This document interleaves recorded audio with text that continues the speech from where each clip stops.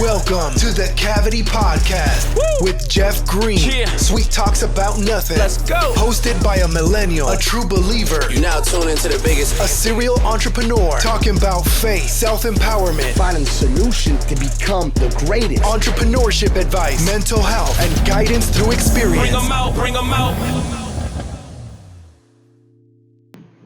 What's going on, guys? It's Jeff Green with the Cavity Podcast, coming to you live, sitting in this classic 72 SS Chevelle, one of my babies, one of my favorites. This is the intro to greatness. This is the intro to the first season of the Cavity Podcast. We're getting ready to break it all down to you. And so in this first episode, I'm just going to really break the ice and give you an icebreaker of who your host is going to be. Break down my life pretty much from the day I was born up until this day in bits and pieces, letting you know kind of the DNA and the meat of who Jeff Green really is as a host, as an entrepreneur, as a dad, as a father, as a brother, as a cousin, and as a content creator. So let's jump right into it. I was born May 16th, 1991. To a Metro bus driver and a mercantile bank manager. So at the time back then, I was born outside of a marriage. My dad was married and my mother, she wasn't. So kind of sort of speak, my mom was kind of like a side piece, man, just something to do. And when my mother got pregnant, my dad he vanished, man. Didn't want to have anything to do with the situation anymore. So, being as it was, my mom was a single mother, mother of two. I have an older brother that's 10 years older than me, so a mother of two. And also on the back end of things, man, suffering from bipolar, schizophrenic, and just trying to hold it all together, man, as a single black mom.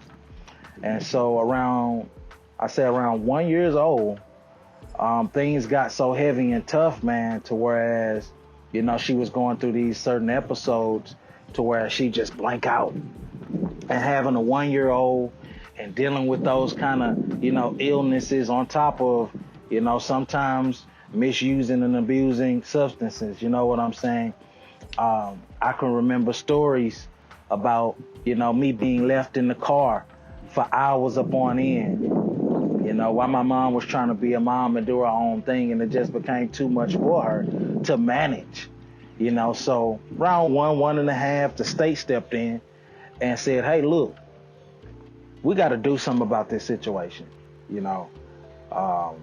These kids cannot be in this situation. They can't live up and grow up in this kind of environment. And so we're going to have to take these kids. And my family stepped in. They was like, no, not going to do that. We'll come in, we'll take the kids, and we'll raise them. So my big brother, he went to an uncle and aunt of mine, and me, I went to a different set of aunt and uncle. So you're talking about being born in trauma and then coming up out of trauma and going to another shaky situation as a child that I really wasn't familiar with and had to grow up in and try to balance mentally what actually was going on. Okay?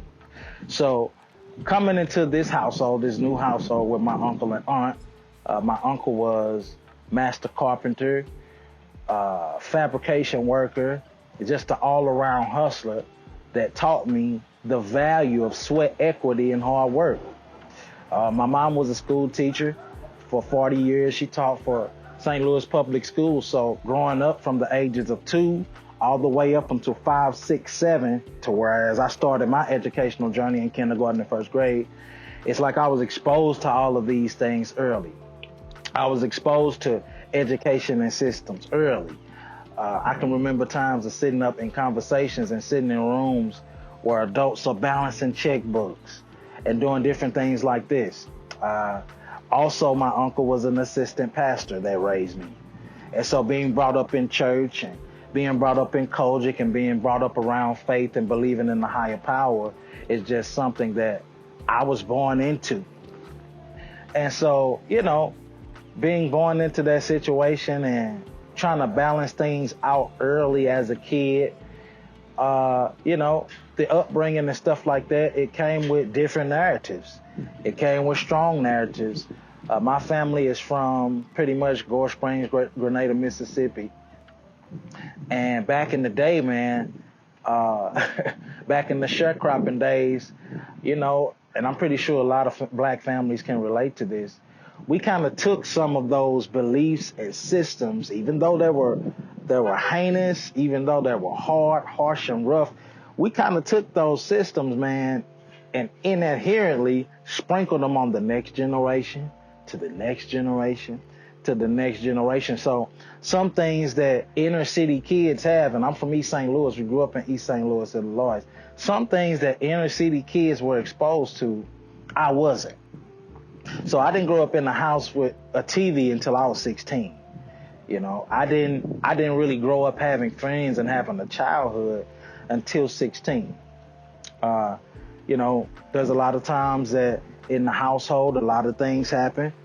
The belt came out, I feel like more than it should. Going back to like that old down home teaching coming from Mississippi, a lot of slavery tactics were, transferred from down there to the city, as in cahoots with my own life as far as trying to raise a child, So I seen a lot. I went through a lot. Child abuse was present. Before the ages of 16, not knowing who I was and trying to balance out all these different things, I survived 3 suicide attempts, So, and just coming through all of that, being raised under hardship, being raised in, a background and environment that confused me as a child, it made me develop like this defense mechanism, man, that was deeper than I could ever explain. But growing up and being brought up in that environment, like I said, I was exposed to work, sweat equity, washing cars, cutting grass, getting it out the mud. I've been making an honest dollar since I was 8, 9 years old. So entrepreneurship and hustling is pretty much my DNA, my entire DNA. And so fast forwarding to around about 10 years old, 11 years old, my grandfather had a corner store that was on the side of the church, in the church that he had. It was a Kojic church, 1135 Calhoun Street in Madison, Illinois. And so, out of this corner store, it was another phase of entrepreneurship that introduced me into how to handle money, how to manage money, profit margins, different things like that. And so that's back in the day when you could get a true piece of candy for a penny. That's back when penny candy was the legit penny candy. Now you get a handful of candy, you got to pay $1 for it. But back then, I'm talking about the sour apples, the sour peaches, the sour cherries, the Sour Patch Kids, all of that was was a penny, excuse me. And back when they had the penny strawberry cookies, the penny chocolate chip cookies, the ice cold quarter juices. That's back when Frito-Lays and Doritos was truly 25 cents a bag. Now the 25 cents a bag chips, which is halfway filled with air, you're going to pay $1 for it. Easy, if not 75 cents. But we talking back in the 90s, man, when stuff was economically sound a little bit and gave kids a little bit more to look forward to. We wasn't so exposed to much. But growing up in that and learning the foundation of just what economics is really about, what making an honest dollar and applying yourself to hard work can really produce. And so fast forward to 16, 17, things were getting a little rough and rocky, at my auntie and uncle's house. And I chose to run away. I ran away because I felt like things were bigger. There was more out here for me in the world. I felt like there was a lot that I was deprived of. And so I packed up and took off, yearning to find out what life would be like living with my mother and not really knowing the hardships of what was going on, and actually why I was placed into the environment I was placed in from the age of 1 in the first place. So I ran away from home at 16, 17 years old to figure that out. And running back to my mother's house, I figured out why. So coming out of born into trauma, going into an unbalanced situation where I couldn't fully understand the trauma and had to face more trauma. Facing division in your family, being broke up from your mother, being broke up from your brother, being broke up from your true father, trying to balance all of that and still be productive, trying to still be a kid. So I ran away from home at 16, 17 years old, and I went back to live with my mom, man. I'm like, look, I got to go find my mom. I got to go figure out what's going on.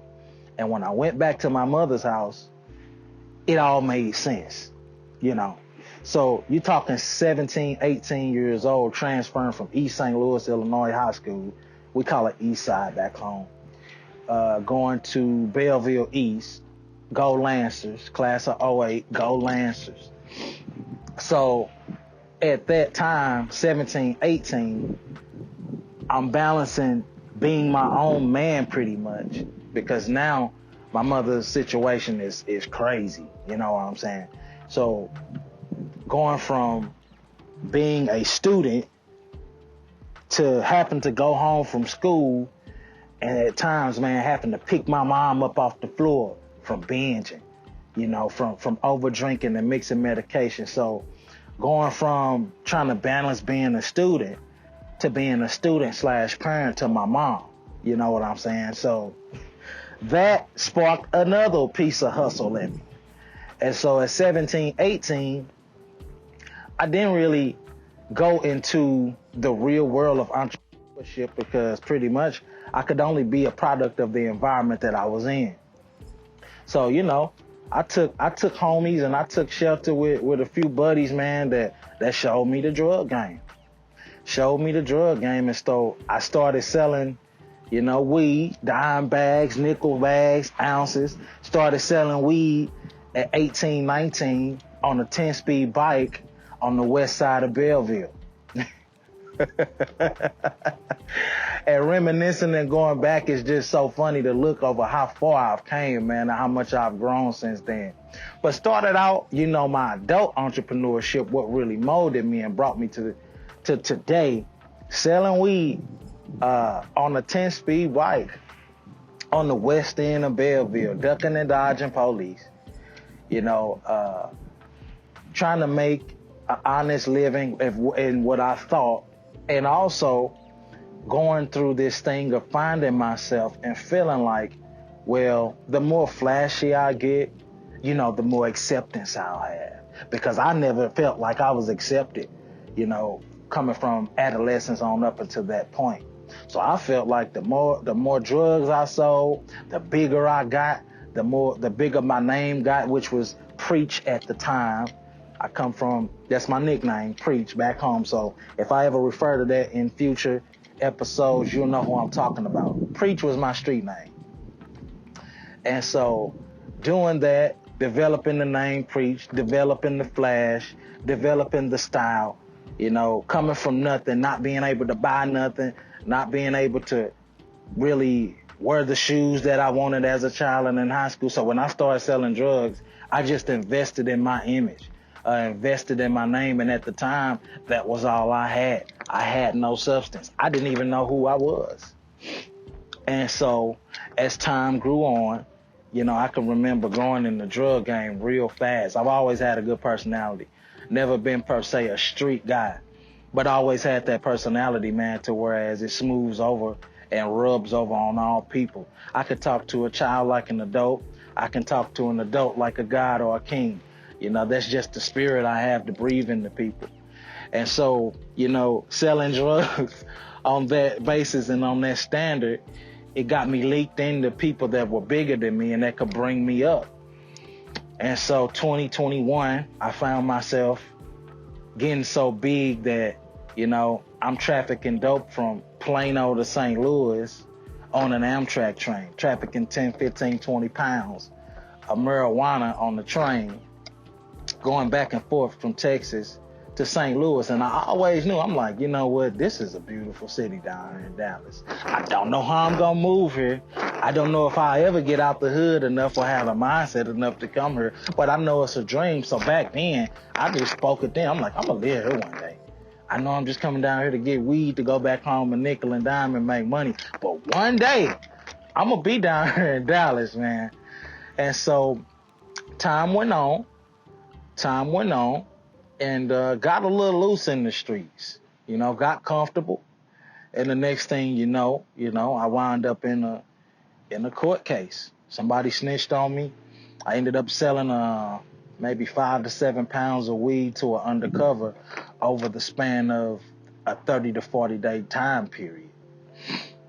And so, you know, with that kind of weight, with that kind of operation going on and system that they didn't know about, that they came up on, you know, they tried to grill me and stick it to me, man, and give me about 8 years for that. But, you know, by the grace of God, you know, through a good lawyer and everything like that, I was able to come out of that situation with 3 to 4 years intense probation. And with intense probation in Illinois at the time, it was just doing drug drops every week, checking in every week with your PO officer or whatever. But at the time, and even now, I didn't consume drugs. I wasn't a user, I was a hustler.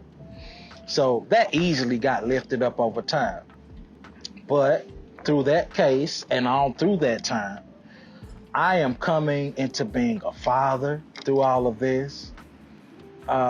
Things are shutting down around me. My money was funny and different things like that. I'm dealing with issues, baby mama issues and stuff like that. And so I just really went back to my roots of faith, and I told God, I'm like, look, man, if you bring me out of this, I promise you that I will turn it around. And when I turn it around, I want you to make my life an example for the entire East St. Louis. See, East St. Louis is filled up with home of the greats. You're talking Catherine Dunham, Miles Davis, Jackie Joyner-Kersee, Brian Cox, a host of other people, some of the best NFL players in the world, and some of the best NFL players or college players that are being scouted comes out of East St. Louis Senior High School. So I'm like, look, if I can make it like this in the dope game, I can be an entrepreneur and do something that will bring value to not just my generation, but generations that's going to follow me for years to come. So I told him, coming out of that court case, look, God, if you make my life an example and show these young men in the city and in the inner city and eventually on a national platform and around the world, that you can do it another way. It doesn't have to be through a ball. It doesn't have to be through bricks of cocaine. It doesn't have to be through pounds of weed. It doesn't have to be through scamming.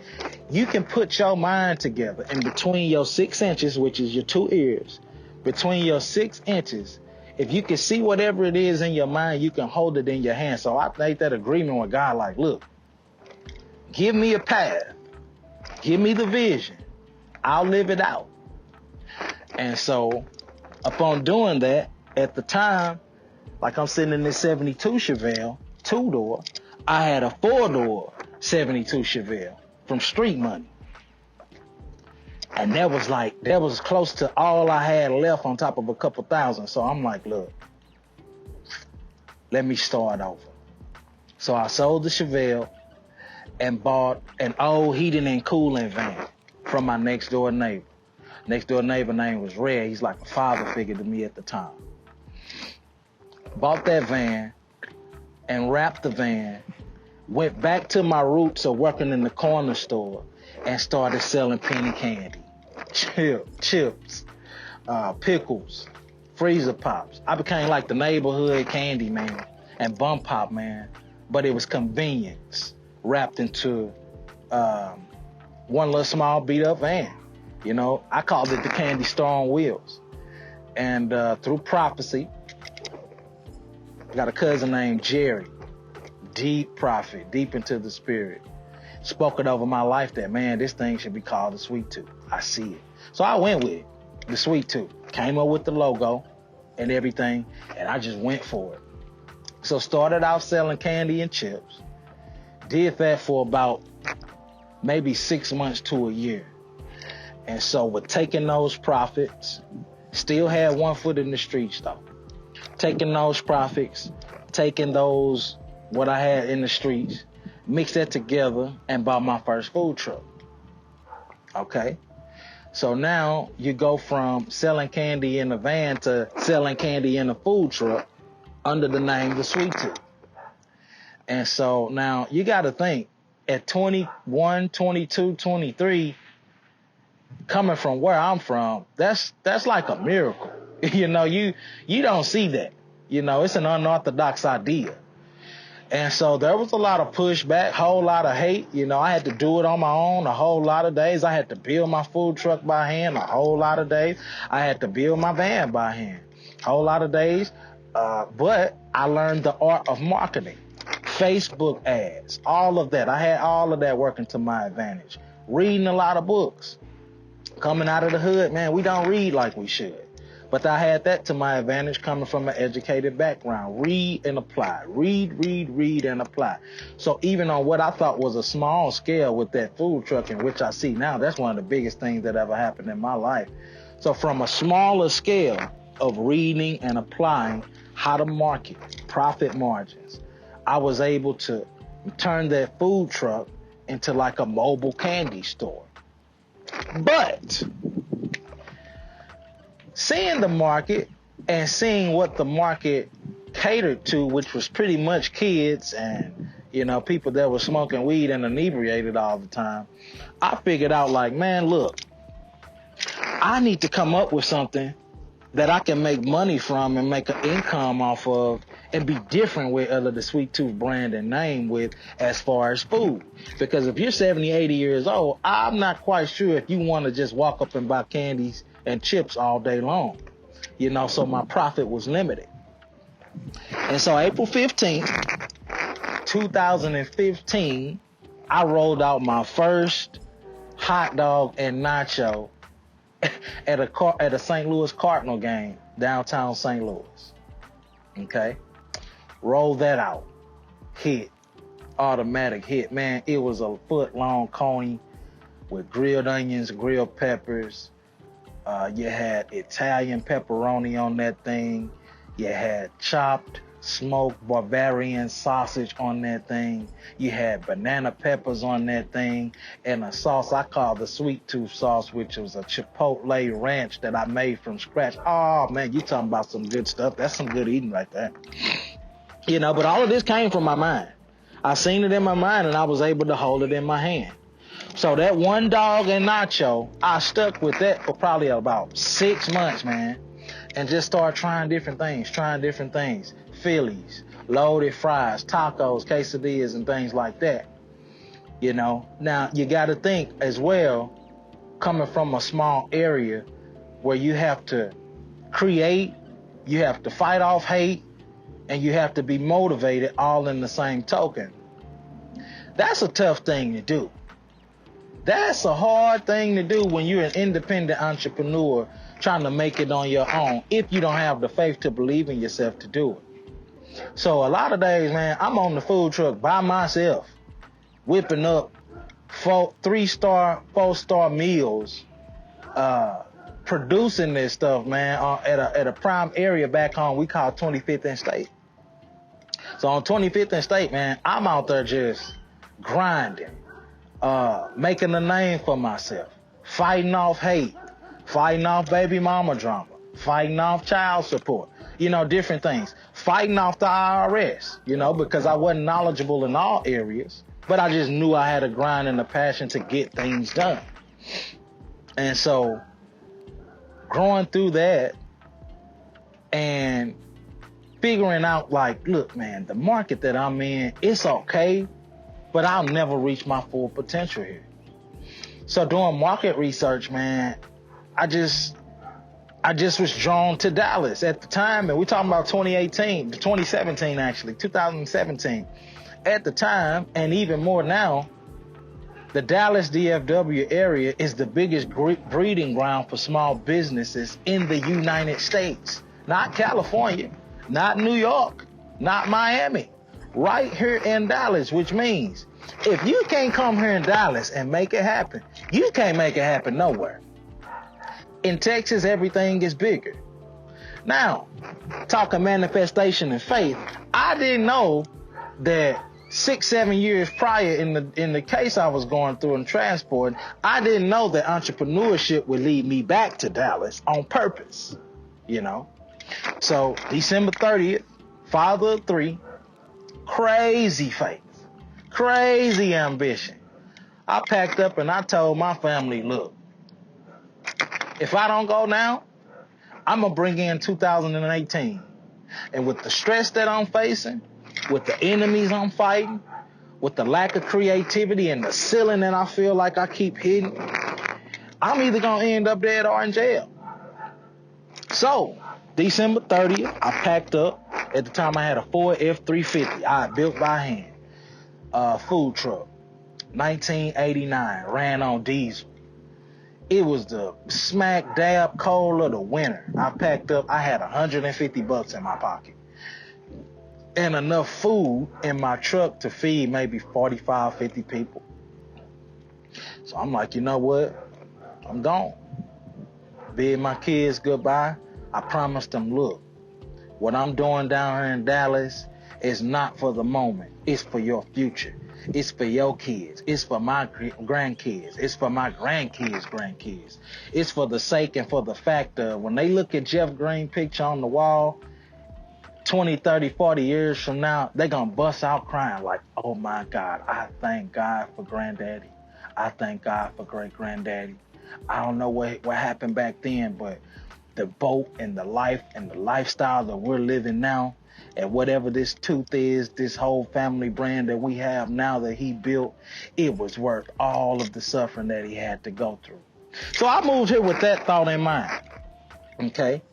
And so, you know, coming down here with ambition alone and just with one friend in my pocket who I thought was a best friend, we're no longer speaking at this point, but I came down here, $150 in my pocket, enough food to feed 45, 50 people, and I took to a couch. All I had was a couch, okay?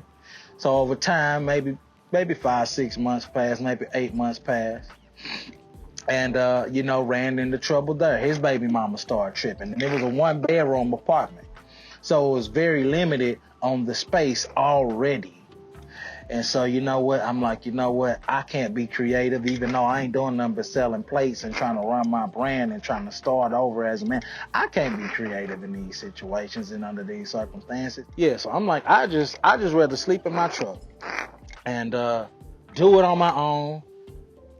And that's the thing about me, man. I do so many things better alone. My mind works like an iMac computer. You know, and sometimes the wrong energy becomes a virus to me. I'm a Taurus man. I'm sensitive, even though I try not to be. I might as well be real with you.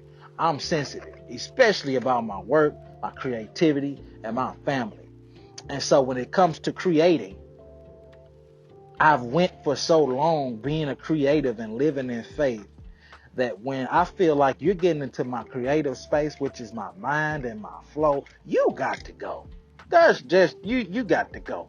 And that's for any other human being outside of me.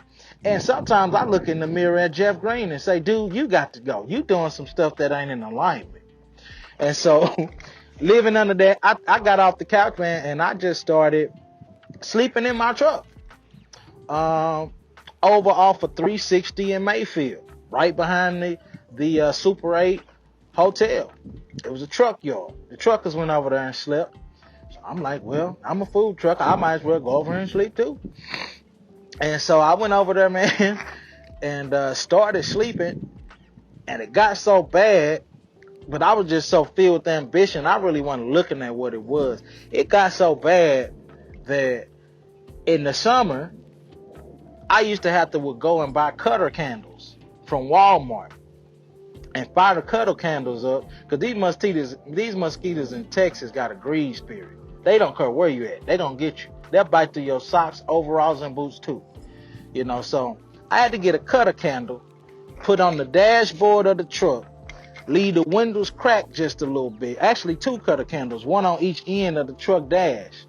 Keep 2 cutter candles in there to keep the mosquitoes out. Buy phone chargers, get styrofoam cups full of ice water so I can stay hydrated, just to be able to sleep. Okay?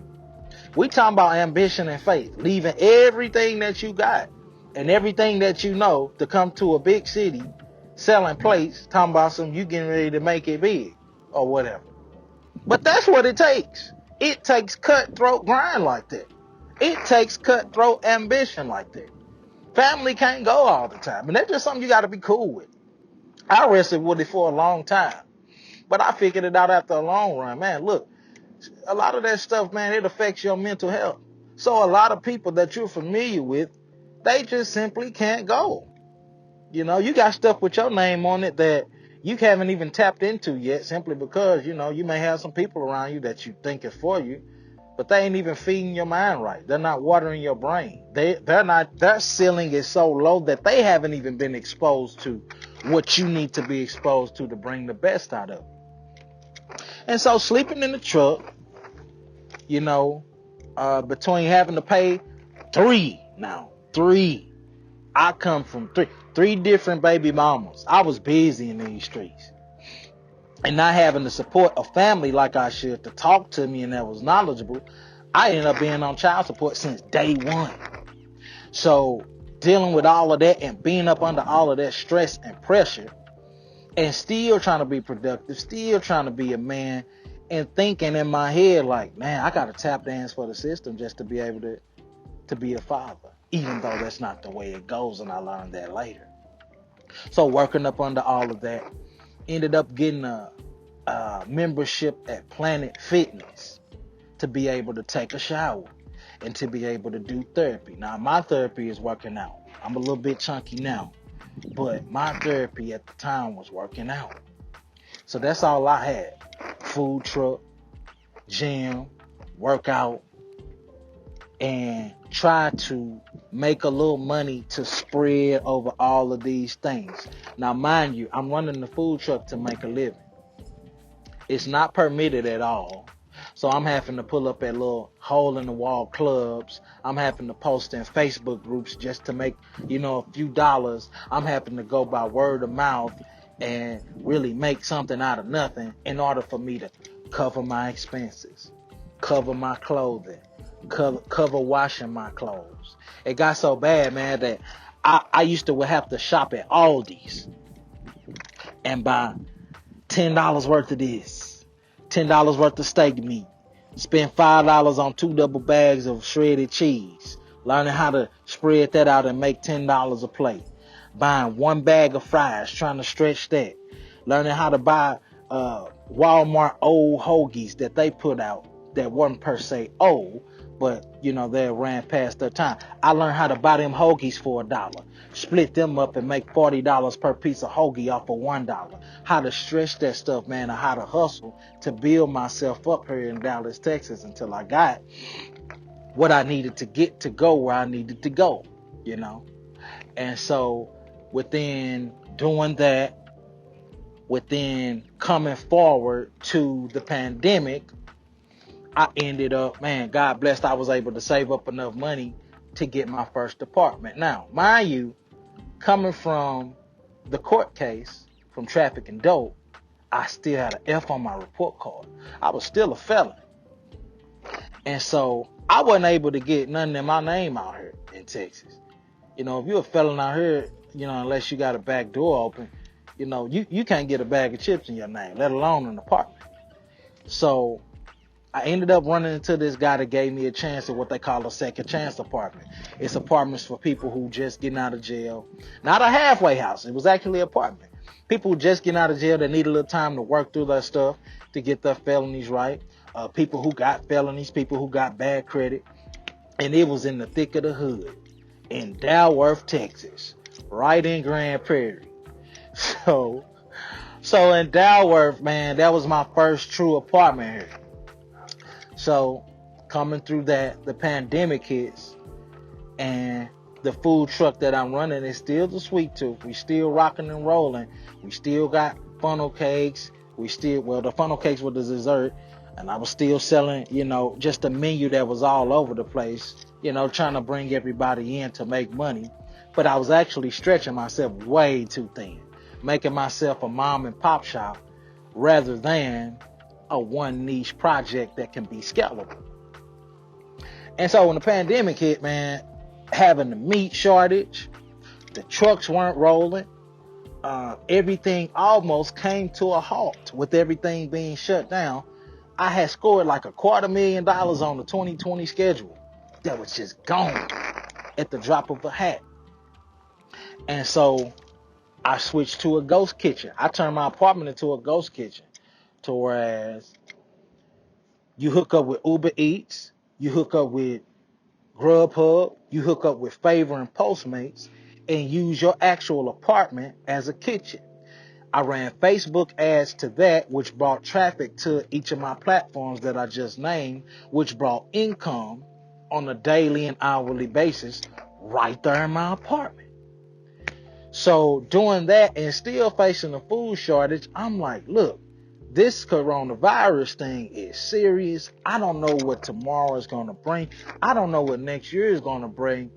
What in the world can I do to reestablish myself and reinvent myself and reinvent the brand? And so one mind said, look, hone in on one thing.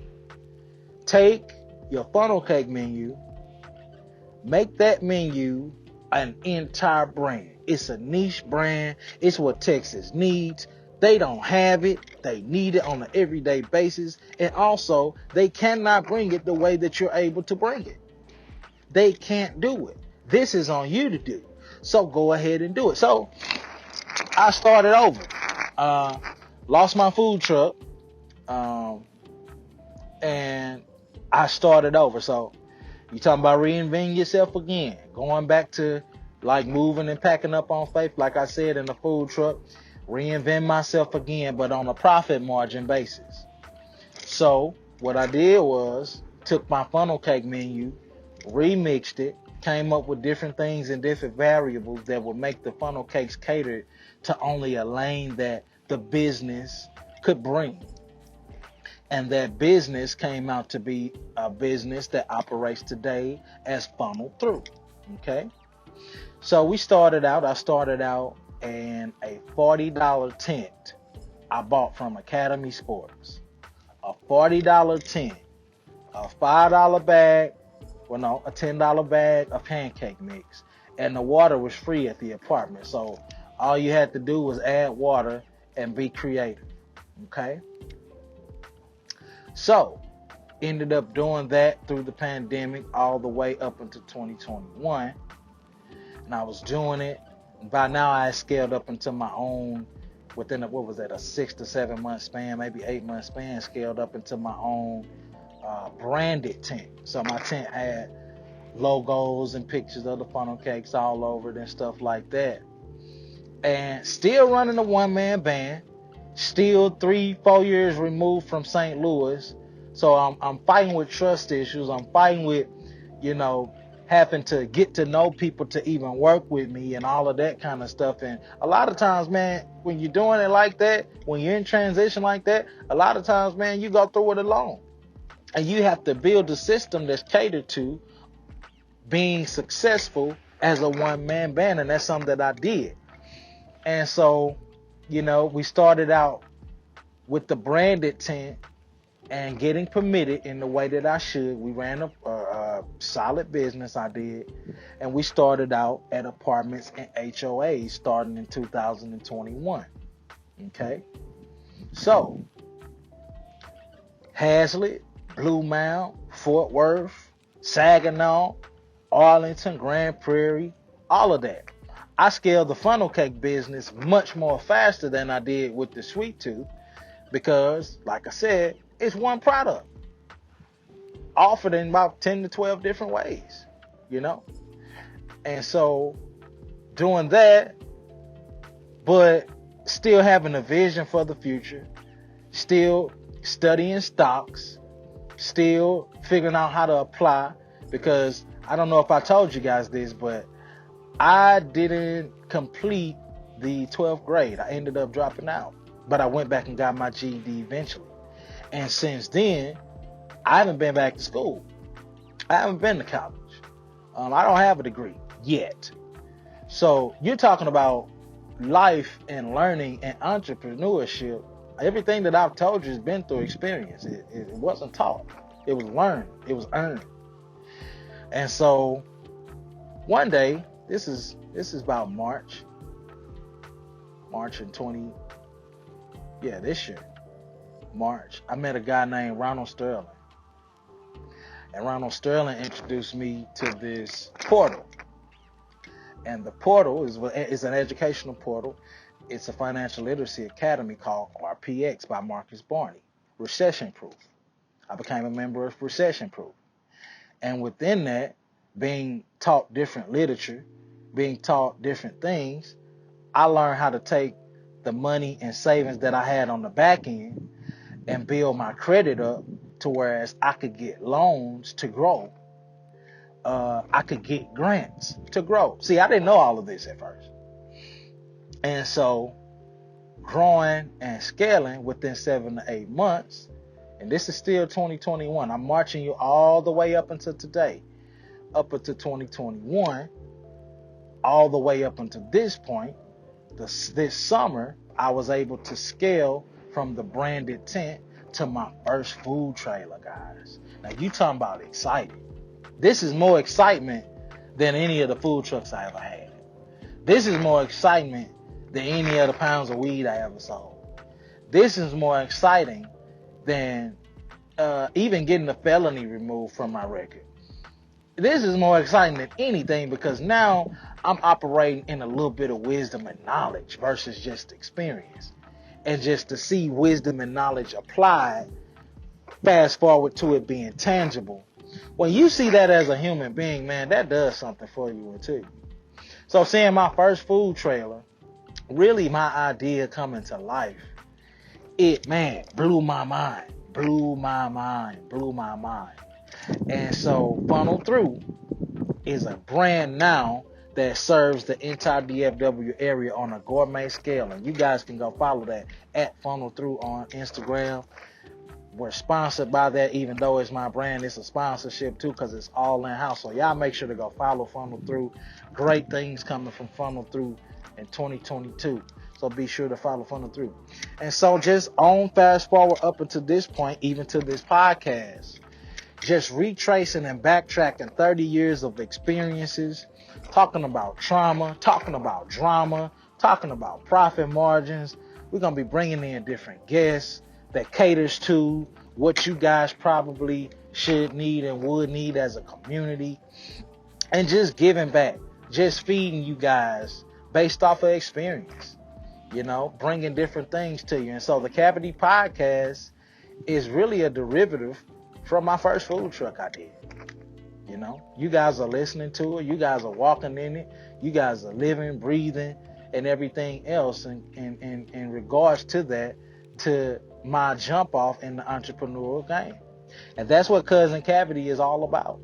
Cousin Cavity is just a derivative of everything in experience that caters to you guys in a more sweet, knowledgeable way as of 2021, 2022. So you guys buckle up. Get ready to ride. This is the life and story of Jeff Green. We're going to pour into you guys. We're going to feed you guys, man. We're going to get crazy. We're going to laugh. We're going to talk about these females. We're going to talk about getting this money. And we're going to be exposed to greatness through what I have to say on a daily basis, through what my guests have to say, and just through life. We're getting ready to live life with you guys, man. Me, Cousin Cavity, Jeff Green. And I'm going to end with a tidbit. My tidbit for the day is do as you're told. Simply do as you're told. From the dreams you have, to the premonitions you have, to what your spirit tells you, to the rooms that you're introduced to the foods that you eat or don't eat, to the guidance and the knowledge and information that's just simply placed in your life. Because see, all of us go through that. We get tidbits, we get downloads, we just sometimes choose not to follow them. But I believe that's a higher power directing you in the lane and in the position that you're supposed to be in to be your greatest self. You ain't seen your greatest self. You can't see it. You got to follow God's voice. You got to follow your spirit in order to get there. So, do as you're told. That's my tidbit of today. This is Jeff Green signing out with the Cavity Podcast. Peace.